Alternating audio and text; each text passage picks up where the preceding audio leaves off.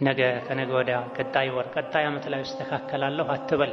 ከም ኩንተ ተዕሪፉ ሚመን ሷመ ፊ ሰለፊን ሚን በይኒ አህሊን ወኢኽዋኒን ወጂራኒን አፍናሁሙል መውቱ ወስተብቃከ በዕደሁሙ ፈማ አቅረበል ቃሲ ሚነ ዳኒ። ነገ አስተካክላለሁ ቀጣይ ዓመት ላይ እስተካከላለሁ አትበል።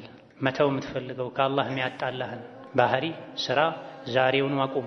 ምክንያቱም ባለፉት ዓመታት ስንትና ስንት ሰዎች ነበሩ ከኛ ጋር የጾሙ ዘንድሮ የሉም፣ ሞተው ተቀብረዋል።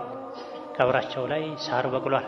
ቤተሰቡ እንኳን ለዚያራ ቢሄድ ቀብራቸውን ላያውቀው ይችላል። ቀጣይ ዓመት ላይ እስተካከላለሁ ሲሉ የነበሩ ናቸው። ረመዳን ነገ ነው ሲባል የሚሞቱ አሉ፣ ጀምረው የሚሞቱ አሉ፣ የዒድ ቀን የሚሞቱ አሉ።